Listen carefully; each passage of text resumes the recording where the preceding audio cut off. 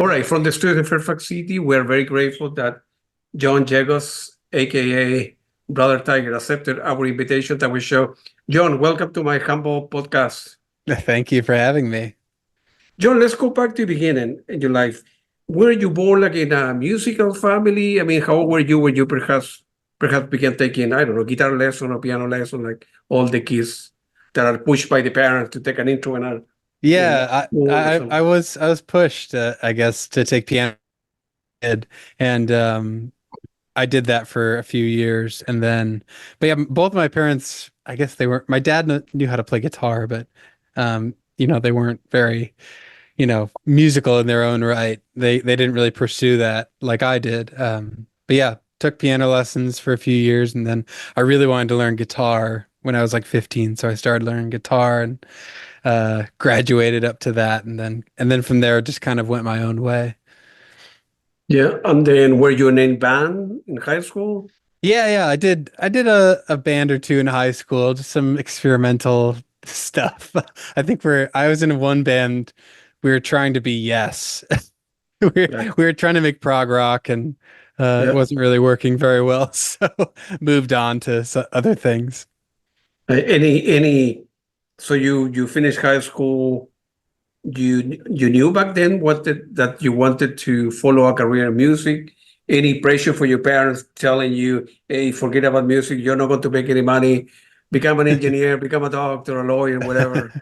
Well, Or you, I discovered that I could go to school for music recording yeah, at like a normal university, yeah, and yeah. my parents were actually really into that idea. So, I wasn't really pursuing performing music per se, but I was definitely into like the business of music and potentially like the business of recording music. So they were definitely supportive of that. And then once I went to school and started making solo stuff, you know, they were definitely on board for what I was doing at the time. I got it. Good for you, man. Good for you. For me, in my case, I don't play any instrument, John. Mhm. I don't know how to read music. I don't have the patience, but I've been enjoying music for the last, I don't know, 60 years. I grew up in South America. I was born in Chile.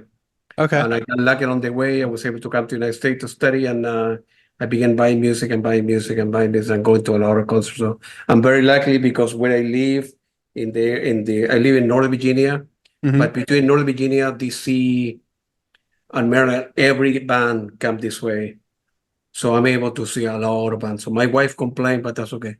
But so Yeah, I go a lot of show, which that's is great. Yeah, you're in a good spot for yeah, touring for sure. absolutely. Yeah, that's Yeah. right. Feel free to elaborate on the live stream session on YouTube. You know, it's you. They're very very good. I mean, I went to YouTube channel and on the live stream and the channel on the right hand side. You record this live. I mean, you're improvising?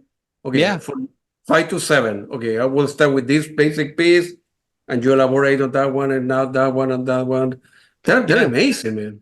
Thank you. Yeah. It kind of it all started from just being trying to be like a bit more um, you know, improvised, working with more like improvisation and being more spontaneous.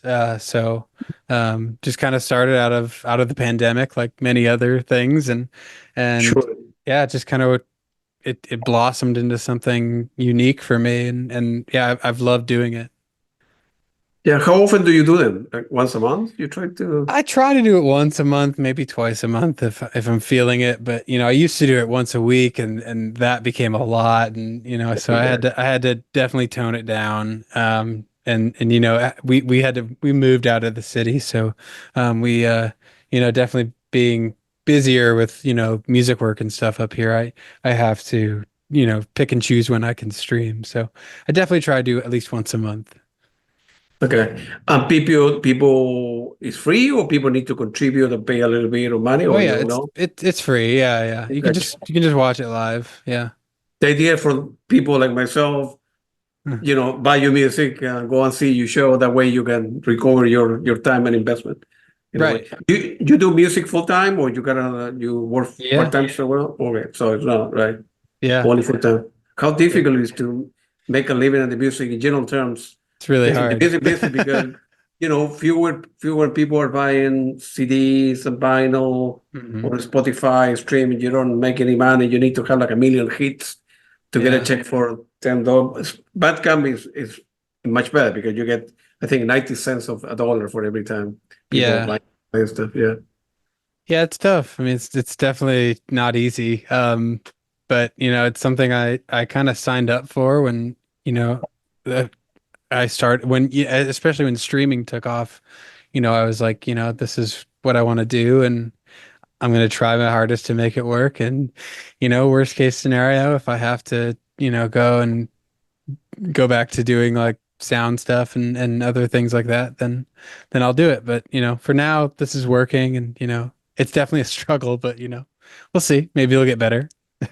Like, it's always, and I think you end up, when you're not writing your music, you produce for other artists as well, right? Yeah. Yeah, yeah. Libraries, right? Yeah, I've done some smaller stuff. I have, I'm looking to do more and more stuff as time goes by. But I've kind of the past few years I've gotten my feet wet on a few small things. Just like mostly people who are kind of starting new projects, and they like my music and they like my sound, and they've like come to me asking if I'd work with them. So a lot of it's been that, and it's been nice. So yeah. And then using your equipment with Roland, you end up building libraries that you can offer for, I don't know, television or Netflix of this world or commercial, that kind of stuff. Are they for Yeah. sale or yeah, like Yeah, some the people, sometimes those can be very, profitable if yeah, for sure. a TV series or whatever pick up your 30-second track to, a movie or yeah. Yeah, they're just synthesizer presets, so like anyone can use them, and I mean they're really meant for just making music with. So Yeah. that's the big thing, and yeah, I mean I have a lot of Roland gear to begin with, so when they asked me to do something, it was like, oh, I have to do this. This is really cool. So yeah. Yeah. Mm. Have you done any composed music for films? Any soundtrack, film score, something that you want to get into, or no interest, I or you mean, have not been I'd approached? have an interest in it. I haven't really been approached on anything serious. I've done some small stuff here and there, but Yeah. it's usually been like real short films and things like that. My music's been in some commercials before, and it's been on TV and things like that. But that's just my music that I've written already. It's been put forth into TV shows and stuff. So yeah, here and there. Yeah, I noticed that in many ways, when I listen to your music, I saw a lot of perhaps influences from Neil Fram or Ulrich Schnau that used to Sure. be with Tangerine Dream and Tangerine Dream, the Klaus Schulze or this world and Peter Baumann and Manuel Ghosh and Ashra Temple, all this guy that I admire. I see a lot of that, but you're different. I mean, uh, some tracks and pieces, the bass, perhaps the school, Berlin School of Music, right? Is there a little bit, but you have taken and you have done, your own, so the own, take on somebody else's music, of course, right? So why will you will be covering, you doing only cover, right? So it's good that you're doing that, right? Yeah, And yeah. I love Ulrich Schnauss. He's definitely one of my favorite artists. Him and Boards of which, Canada. They're kind of like one and the same to me. So yeah, very, I need to check. very. I need to check Port Canada. A lot of people have mentioned the band and Oh yeah, if you like Ulrich Schnauss, you'll definitely yeah, like Boards of yeah, Canada. I mean, they're a bit yeah. more like Need to earthy, I check. guess that is the name to or the style. Like they use a lot more like found sounds, and Mhm. they sample a lot of like old public broadcasting stuff, and it's really cool. Yeah. Niels is also an amazing guy, man. Oh yeah, he's just an amazing, pianist to begin Oh, with. So yeah. Well, the yeah, guy blow me away every time yeah, I he's listen to great. the music. Do you teach at the same time? If somebody want to get a hold of you and hey, I'm interested in learning the basic on, or you don't have the patience or I haven't really done it. Again, it's one of those things that like I've never really thought about doing. I don't know if I'd be good at it. It's, the way I work with software and stuff, I do things, my own way and it might not be the right way. And, it's just kind of like sometimes it's kind of like I feel like it's controlled chaos in a way where, I have this studio set up specifically for me and it's kind of one of those things where it's like maybe that's my process is kind of like unique to me and I don't know if it's like the right thing for me to keep it that way, but I just never really thought about teaching another person how to do it that way, if that makes Right. sense. Yeah. The setup work for you, that's all it counts, right? Yeah, for sure. You make it work for you. In terms of what's your creative process, how ideas come to you, not just both, if I can separate the question into music and lyrics. You are the type of guy that driving with your wife to a supermarket, you hear a beat in the background, oh, I need to write it down, or I don't watching TV at home, when you put the kids to bed and you hear something, oh, I need to write it down. Or you go in the morning, you wake up and say, man, I want to write, a masterpiece this today or this week. Yeah. How does it work? And it's kind of all over the place. Sometimes it's like I'll hear something in my head and I'll get like a voice memo down in my phone and try to get the melody. And I usually it doesn't work every time because sometimes like I'll go back to that note and be like, what the hell was I trying to do there? But like Right. sometimes it works, sometimes it sticks with me and I can run into the studio and make that idea really quickly and get it down. But yeah, a lot of it's that, but it's I'm lucky that I'm able to have my studio in my house. So like, in the morning I wake up and I can just go down and come down here and create immediately and just, if I don't really set out to do, you know, I don't wake up and be like, well, today I want to write like a full song in a day. Like I come down and I just like I go through like, if it's like, oh, I haven't used that keyboard in a while, like maybe if I turn that on and, start messing with some sounds. Usually that's how I get most of my ideas. It's kind of just like cycling through stuff Mm. that I have and that feels very organic to me because I don't feel like I'm pushing too hard to like get an idea out. It's kind of just more like I have all this stuff, like I've amassed this crazy collection of gear and I, definitely want to use it, but like it's like being able to cycle through it and just kind of like, oh, I forgot how cool this this sound is. Like I need to use this and like, oh, here's this really cool idea that I came up with that sound. So it's like it's organic sort of process that just kind of comes from just being able to be in my studio, like, you know, right in my house and have that. And yeah, it's a lot of that. Good for you, man. Good for you. And as I mentioned before, in your case, in terms of your sonic depth, if you will, in terms of recording, for you, some craft and lyrics is very important, right? Oh yeah. And which a lot of people don't do that. So we say before, a lot of electronic music, I don't know, I'm selecting Klaus Schulze or Tangerine Dream or The World. They're very good at what they do, but on top of that, you do um, you write lyrics, and of course, you need to play along with the music that you want to perform and so forth. What's the process now? So you go in the morning, you go to the keyboard on your left, and you have not done anything on that keyboard, and you start playing, messing around with that, perhaps recording the background, right? If you will remember. And then, but what about the lyrics? How the other side of the track Man, comes to you? it's it's Not that it's a easy. very long process Yeah. because I feel lyrics are like the hardest part for me because I want stuff that I don't really write about like I don't really do like love songs or anything. I don't really Correct. do Yeah. like the generic sort of Yeah. pop stuff that people write about. I try to write about things that have a lot more meaning to me and like, Mhm. specific moments in my life or, in specific moments around my like outer periphery, maybe like friends and things like that. And so it's tough to find the inspiration for it, but when I do, you know, it usually works. So, you know, I'll come up with an idea, a demo, and, you know, usually right away I'll formulate like how I want to sing. Like, you know, I'll kind of ad lib my way through it, just kind of coming up with a melody for my voice.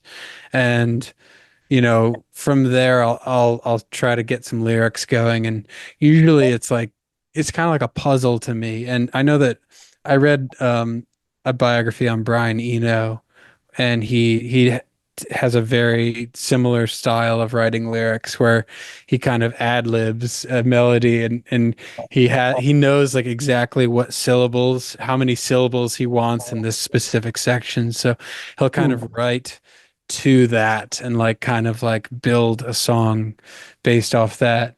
So it's really hard. It definitely isn't like it's not very straightforward, but you know, I try to make something that's meaningful to me, and you know that could be meaningful for someone else. But like I use my vocals as, you know, it's literally just another instrument in my studio, and so I want them to be like as important as everything else, if that makes sense.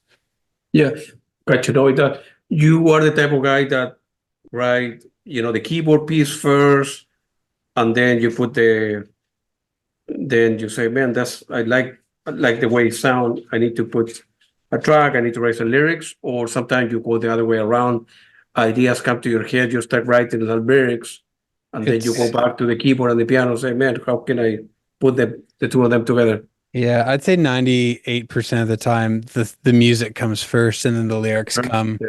You know, there's been one or two songs in my career where I've like found like I have a line in my head and I'm singing a specific way, and it's like, okay, I have to write around that, but it's really rare that that happens.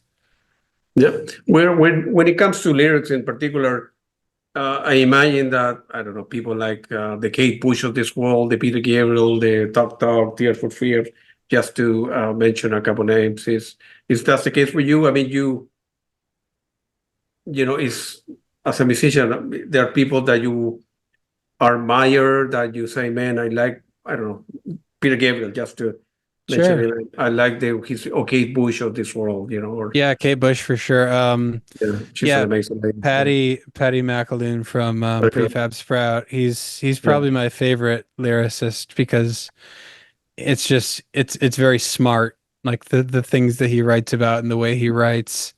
Um, I think I forget who it was. I think one of his former bandmates in Prefab Sprout called him the Fred Astaire of lyrics because he's Yeah. just so smooth with it, you know, the way, and it just comes so naturally for him, you know. So I really I'm a big fan of his in terms of, you know, lyrics and and how that he incorporates that into their songs.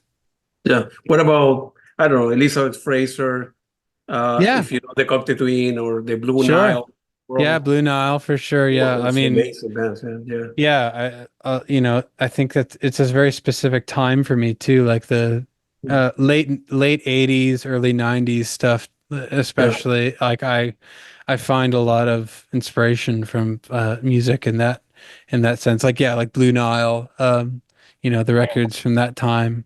So, yeah, definitely like because it's, you know, it's not just they're not just writing songs about, you know, like falling in love or, you know, like Yeah. breaking up with somebody or something. They're writing like very specific things about specific people or specific moments, and Yeah. that's where I find is like the you know the gold of music is being able to connect something so well like that. Yeah.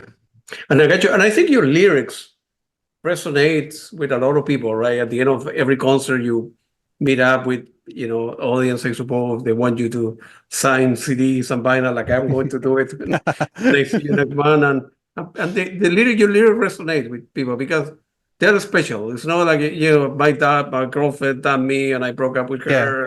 My parents pushed me out the door of the house. No, that's Mickey Mouse stuff, that Yeah. you have depth, you have meaning, you Thank have you. people, your lyrics resonate with people, at least to me, and so it's great. The moniker, Brothertiger, where it come from? Um, it came from loosely came from the Jungle Book. I always liked the movie as a kid, and it just kind of I was inspired. I was in college too, so it's like, who knows what you come up with in college if it's normal or crazy. But I just thought of it because I'd always really liked that movie and just the whole imagery of it. So yeah, That's good. Yeah, unique name, man. I noticed when I went to Batcamp the other day to prepare question for this interview, and I noticed that you do a lot of, I think you call it what, fundamental 1, 2, and 3, or and 4, or hmm you are those the one that came from live recording that hmm you?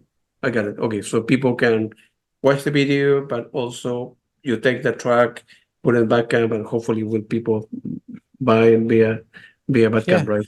Yeah, when did you Yeah, do that? those albums come directly from the live streams. So it's whatever I made in those improvised performances. I kind of take what I like from like the past like few months of live streams and I turn those into, the fundamentals. That's what I started with one like gosh, yeah, in 2020 and just kind of it kept going from there. So yeah, it's like it's cool because it's an outlet for a different side of my music, like where I can be Absolutely. Sure. work Yeah. focus more on like instrumental stuff and and yeah, that's kind of the point of the live streams and the fundamentals. So I'm able to focus on just like making instrumental stuff and not really having to focus so much on lyrics, you know.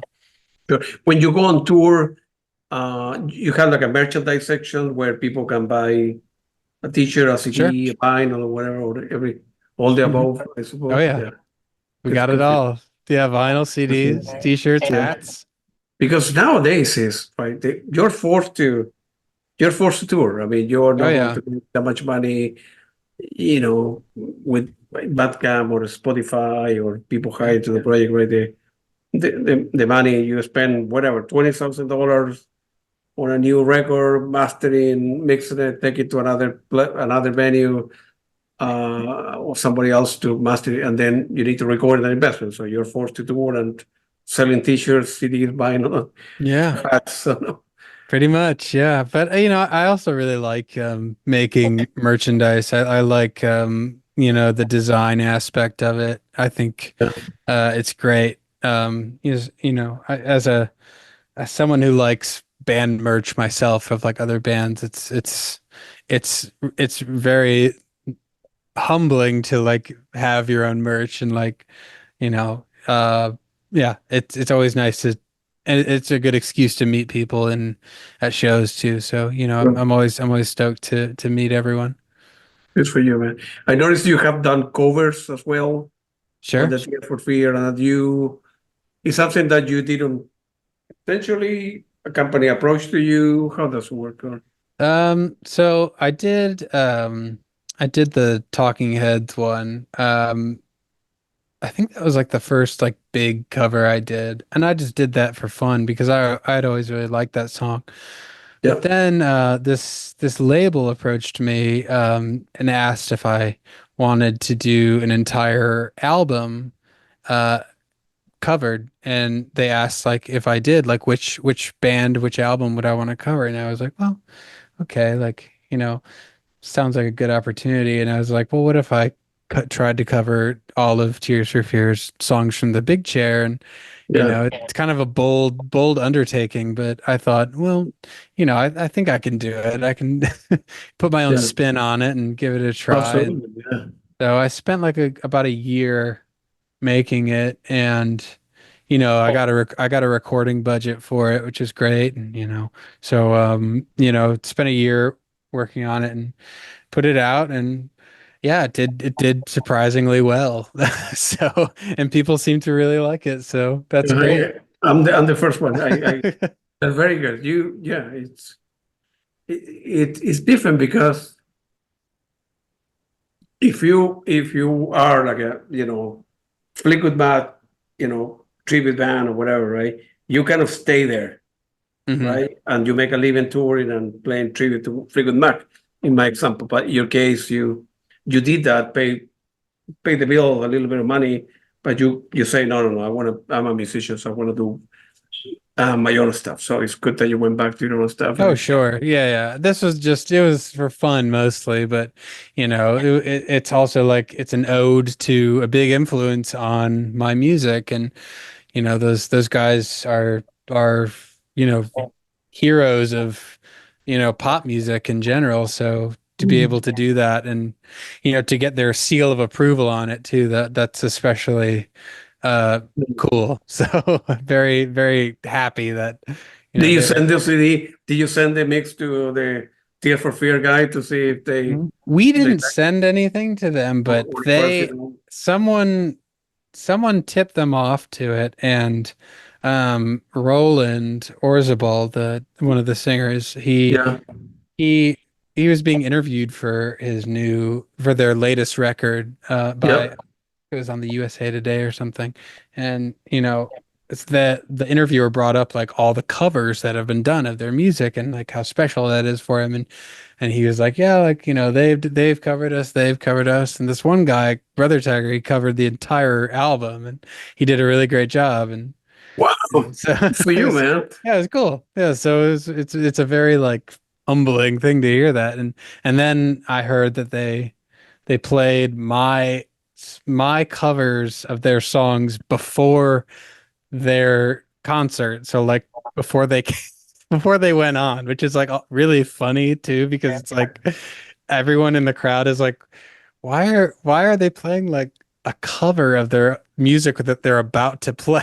Right. But I mean, Oh, gotta be good. I hope you're so getting cool. royal. I hope you're getting royalties out of there, man. Uh, who knows somehow? I mean, but it's most of the money's going to them anyway, so. you Right, right, know. true. What I mean, still, it's great exposure. A lot of people have, they've said that they discovered my music through, you know, hearing that at the concert, and Yeah. you know, and then they like my own music as well. So that's great. Do you listen to a lot of music? Know your own on a daily basis? Some people Lately, have asked that question. I don't. yeah. 90% of people say no, not really, because I may be influenced by, or when I knew a new track, I might think about the lyric that I wrote or the music that I wrote that I listened to 2 days ago, and I don't know. It's very Yeah, strange. Right? it is strange, and Yeah. I do kind of I do have that a little bit. I think I'm not good at discovering new music anymore, because I'm so invested in my own music Yep. that, it's kind of, at the end of the day, I've been listening to music all day. It's like, usually the last thing I want to do is listen to listen to something else, like it's kind of hard to find the balance. And but lately I've found, I've been able to listen to some stuff that's out there that's fairly popular in the indie scene that I've really connected with. And so like I still listen to new music, and I listen to old music too, like some of my favorite records obviously. But I think in general it's just a little bit hard to um to invest time into music discovery, just because of At the end of the day, the nature of what I do. Yeah.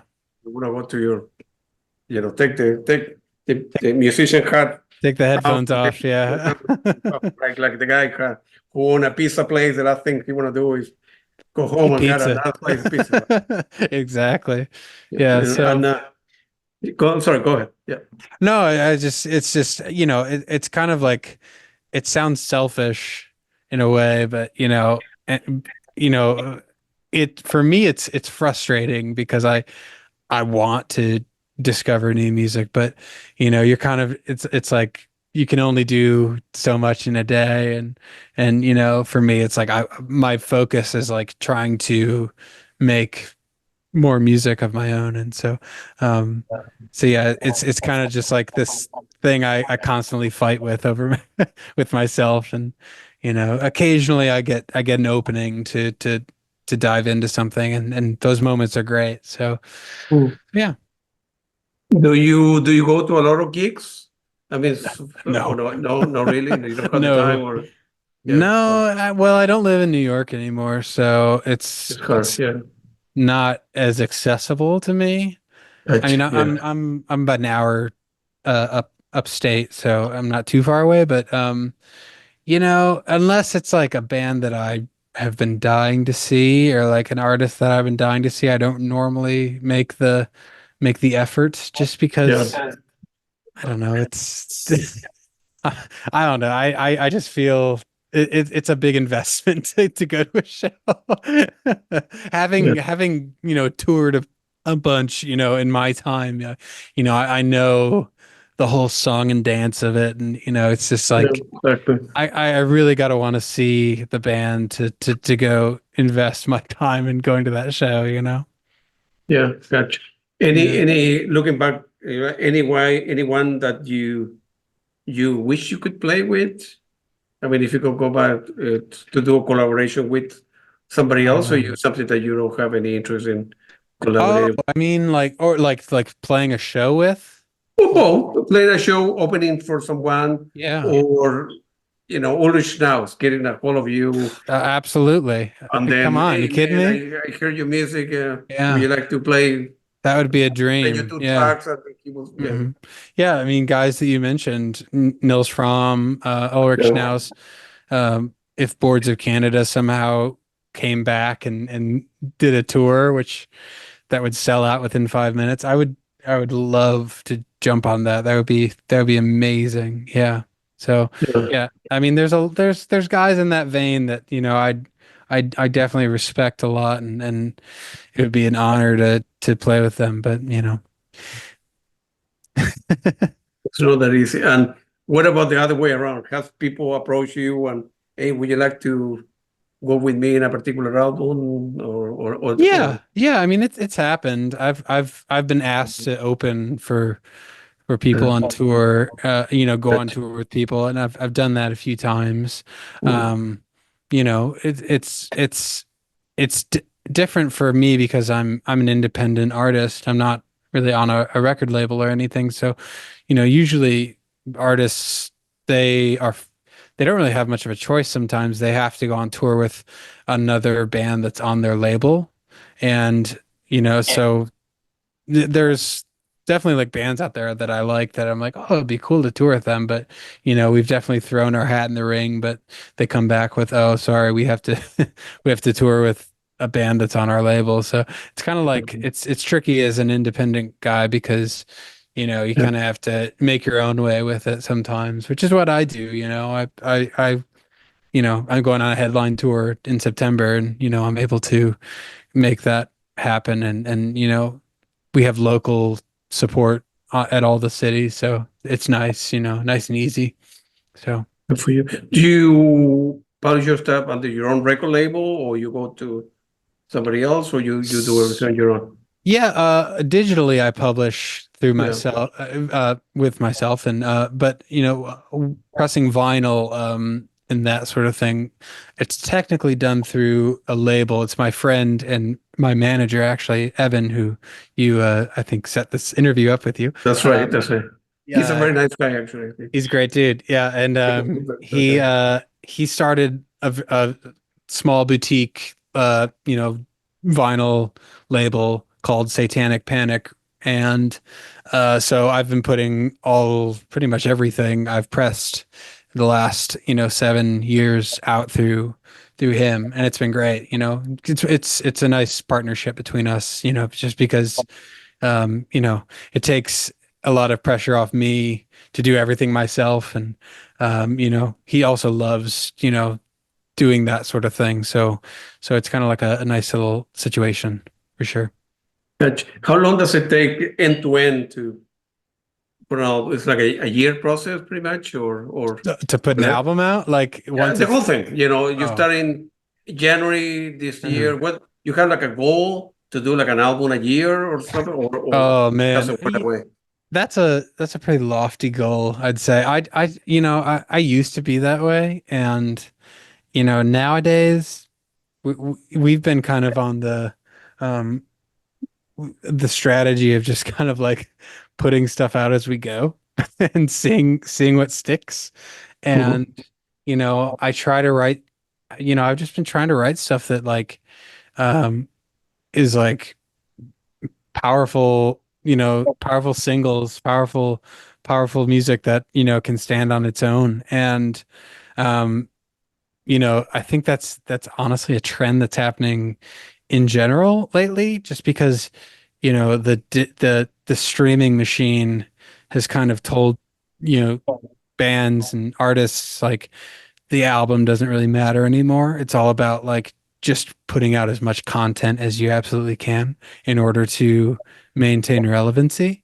And for me, it's like maybe I'm partially falling for that, but I really have been just wanting to make really powerful singles. And eventually, I mean, with my last record, my self-titled, that's what I was doing. I was just putting out single, single, single, single. And then eventually we had enough to be like, okay, let's make this into an album. And so we package it as an album and, Mhm. have like 3 or 4 more songs to add to it. And then that's what we did. So it's like not like the most straightforward strategy. And like, no, I would say it's like something that really only indie artists are doing, like me, who aren't really attached to a label that has like a campaign going. But for me, it's been nice. It's been working. It's been like, I guess it's like it's gotten my engagement up a bit, which has been like interesting to see. But it's definitely not, I wouldn't say it's very sustainable.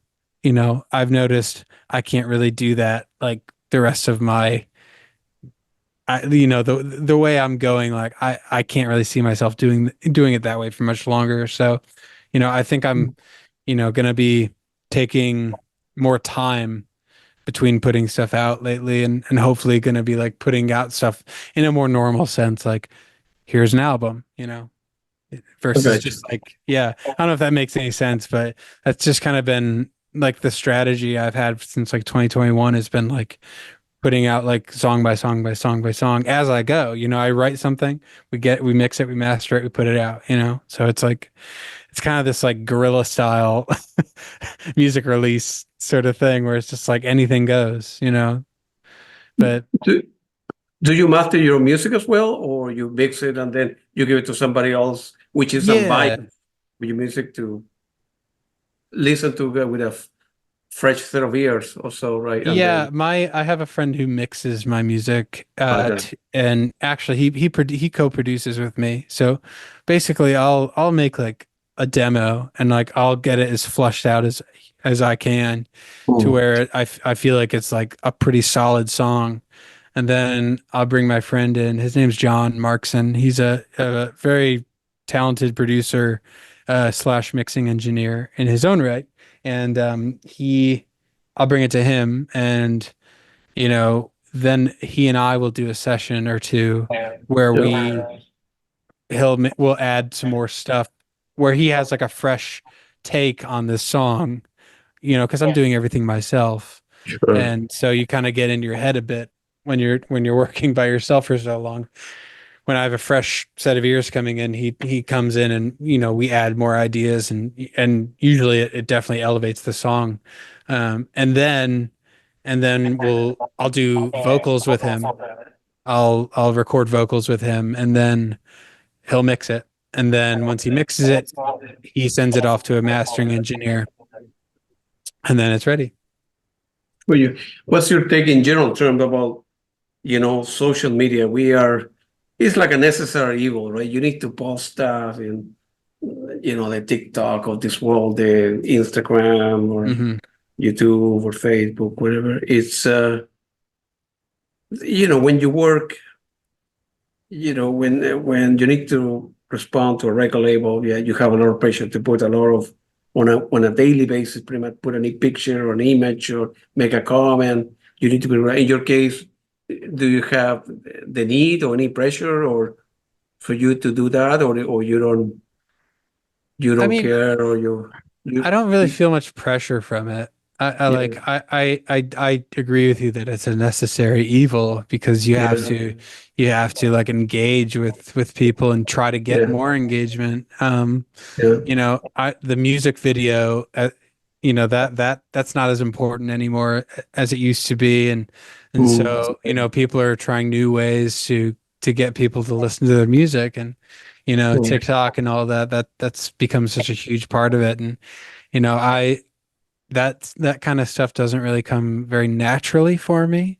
mm, Um, I find that you know making music and just kind of pushing it out the way that I have been, yeah, I do it in the most natural way that I know how. And, you mm, know, there have been times where, you know, I've been like, well, what if I try and, you know, do this on social media and like there's things that I just can't do that I just I mm, know in my heart I'm not good at like, you know, I'm not going to blow up on TikTok. I'm not going to, you know, you know, be one of these YouTube guys who's like, you know, going deep into the facets of like, you know, my process and everything. But, you know, I do what I think I need to do to get by. And, you know, mm, we have a Discord.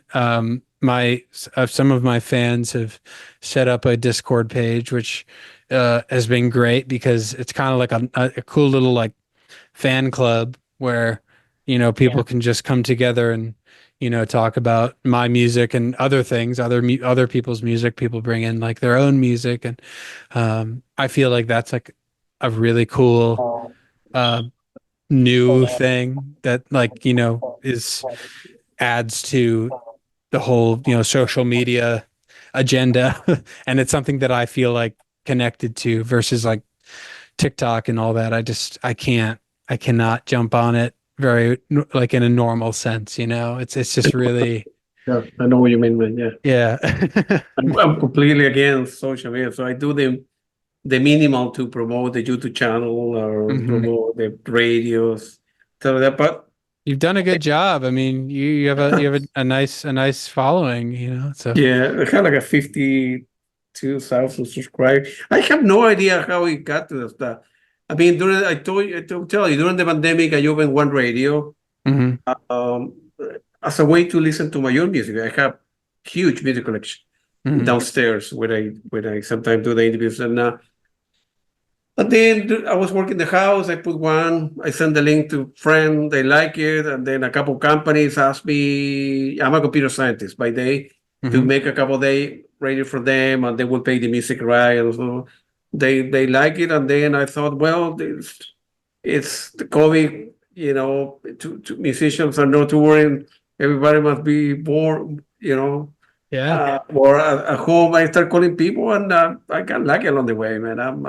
it's great. Yeah. Yeah, And I've awesome. been able to get a hold on a lot of people. Still, some people are difficult, like the Peter Gabriel of this world, or the Kate Bush, or Peter Frampton, or whatever. But little by little, I'm closing the loop. And my interviews, in many ways, are very different. In the sense that even if I was talking to Kate Bush, and I'm not interested in the hits. Everybody knows the hit. For me, I want to Sure, know the musician. In your case, behind the keyboard or your life, you get to know you. Know the sure. musician stuff. You know the Yeah, I hits. mean, I'd want to talk to her about like studio techniques and you Yeah, know, because she was really she was a big user of the Fairlight, and yeah, you know, got it. you had to really know your stuff on that thing to be able to make music on it. So Absolutely, absolutely. You were in Europe recently, right?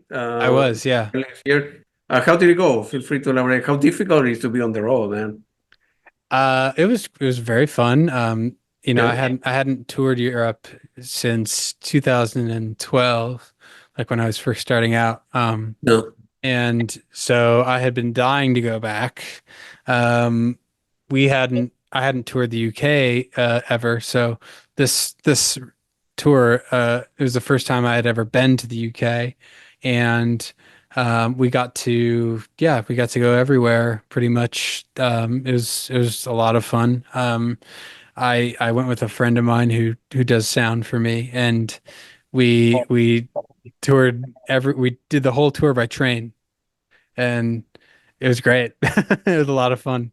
Yeah. You at least you break even or you make a little bit of money because it's Yeah, always yeah, a little bit. I expensive mean, I didn't come away, with $1 million, but $1 million, but I came away, okay. not hurting. Okay, Yeah. that's good, right? And I noticed I only have a couple questions left, and you are going, man, you're very prolific. You're going to be touring now. You start the tour, let me see, in Toronto, September the Toronto, 4th, yeah. all the way to October night in Brooklyn, New York. And I will see you in DC, and I will try to DC. see you somewhere else as well.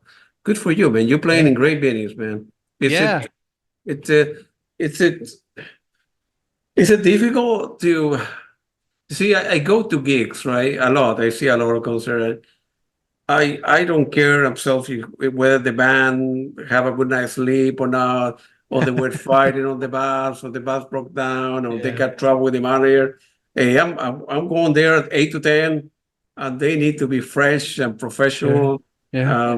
be the best show of their life. Which time now on your own, in case you go to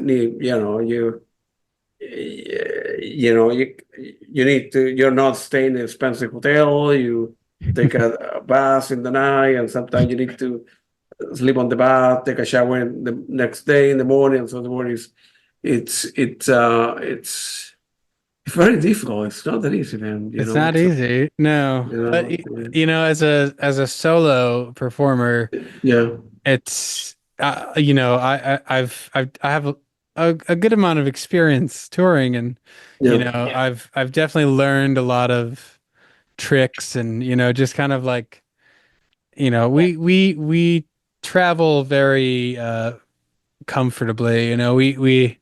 um I really spend a lot of time planning and making sure that all the pieces come together, um because that makes the tour so much better. Like when it's organized, when you book your hotels and stuff, and just make sure that you time out your drives correctly. And yeah, so I spend a good amount of time planning ahead in order to alleviate all those all those issues you mentioned. So yeah, yeah, it's never perfect, but for the most part, we really try to make things as streamlined as possible, because right, I'm not on a tour bus or anything. We rent a yeah, minivan, and we go from there. It's not that yeah, complicated for me, luckily. yeah, yeah. But I try to take, three nights, I suppose, a day off, and then three Yeah, nights or 4 nights a day off, and calculate, you're not going to be driving from, I don't know, North Carolina to, I don't know, Los Angeles, or whatever, yeah, yeah. in There's a 2 days, yeah, right? you You have try to to, factor that in. Yeah, I mean right, we're doing we're doing Minneapolis, and then I think we have like 2 days off, and then we do Seattle. So yeah. that's a big drive, and Oh, yeah, yeah, we're gonna spend 2 full days driving to get to Seattle. that's So right. we have to really I've been starting to plan that out, like where are we gonna stop, where are we gonna stay the night, and then like go Yeah. from there. So it's a lot And to what, think about. what about the day to day? Missing your family or your kids or your pillow? Yeah. How's Yeah, it? it's not yeah, this is a whole month. I mean, it's going to be a month that I'm gone, and Yeah, yeah, I'm going to be away from my wife and our yeah, cats. I'm going to be away from our cats for, a whole month. It's going to be tough. yeah, good. Hey, it was very nice talking to you, John. You are great. You're a great musician, a great composer. I like your music, and definitely when I go to see you next month, I will be buying as much as you have there, and Appreciate it. because I want to help you out, and for you to sign it, we'll put it on my shelf. I'm on all the stuff Absolutely. coming. I It will was very sign nice it. talking to you, John, and for sure we'll do a follow-up interview down the road, man. It was very nice talking to you. Good luck to you, man. Right. Yeah. Thanks for having me. Appreciate No it. problem. Take it easy, man. All right.